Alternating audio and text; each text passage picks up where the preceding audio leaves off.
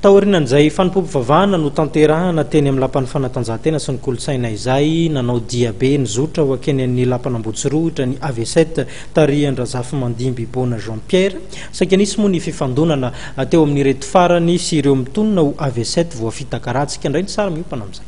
Ny fampihavana-pirenena no loha hevitra novidian'ny fikambanana miarambony tamin'ny raharaha 7 AV7 tarihin'ny Rafaramandimy Bona Jean-Pierre nandrisy ny fankalazana ny fa enitaona ny sin'ny sabotsy mena. Fampihavana-pirenena mifototra amin'ny 4F, voizin'ny FFKM, dia ny fibebahana, fiekekeloka, fahamarinana ary fihavanana.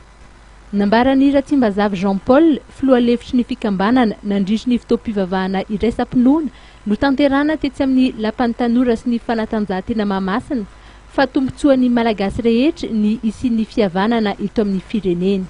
Nisafidy ny fampihavana-pirenena izay natsanganay am-pivavahako dia ny 4F izay milaza ny fibebahana, ny fiekekeloka, ny fihavanana ary ny fahamarinana.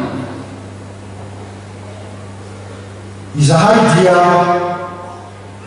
nisafidy anio 4F satria taraky ny firenena izany ary hita ny zao tontolo izao amin'ny fampihavana-pirenena izay efa manomboka amin'ny roso ary roso hatrany faritra vina napetraky ny filoham-pirenena ny mitondra fitonina sy fampandrosoana maharitra ho an'ny Madagasikara. Kanefa dia ho zava-taona izany raha tsy mahay miaba amintsika, mahay mifamelaheloka itsika.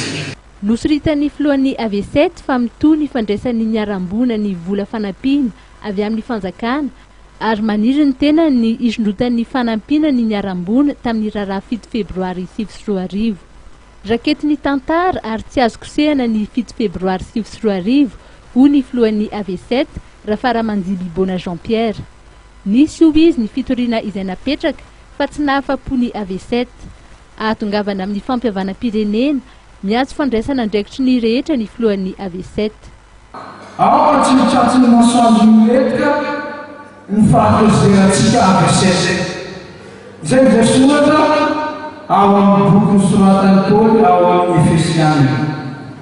Ny fahaingana malagasy kosa milaza hoe ny helim-pibaboana motorana. Raha ny soratra masina sy teny voalaza io no tanteraka eto amintsika dia tsy maintsy misy ny fiekekeloka ary mizotra ny fihavanana dia anjaka ny fahamarinana satria ny olona mibebaka no miaikeloka izao anefa ary aty mandoza ny fitiavam-bola sy ny fitiavam-boninahitra zany no mahatonga ireo taolo razantsika eny milaza hoe aleo very tsikalakalam-bola toy izay very tsikalakala-pihavanana.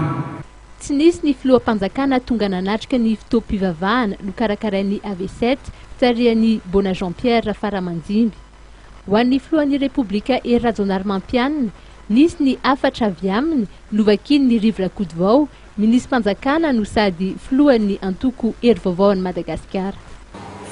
Tsy ho avelantsika mirarakatany raha nozana amin'ny ainy tamin'ny andro iny, izay andro anjojo ho an'ny firenena sy tamin'ireo tolona isan-karazany sadiby ka nanozanaina teto amin'ny firenena. Tsy ho avela ho diso fanantenana ireo izay niandrana fanovana sy ny fanjakana tsara tantana sy fahamarinana eto amin'ny firenena. Iara-entana isika mifanaky sy ifamena ary amindram-pihavanana satria io ny fototra voalohany ahafahantsika manatanteraka fampandrosoana maharitra. Natrehana mpanao politika avy amin'ny hery samihafa, ny tompona ndraiky mpanjakana, ny solotenan'ny niarambona tamin'ny raharaha 2024 ary ny raharaha 2024 ny fotoam-pivavahana fahatsiarovana ny faha enitaona ny sin'ny sabotsy mena izay nitodo saina tetsy amin'ny lapan'ny tanora sy ny fanatanjahantena Mahamasina.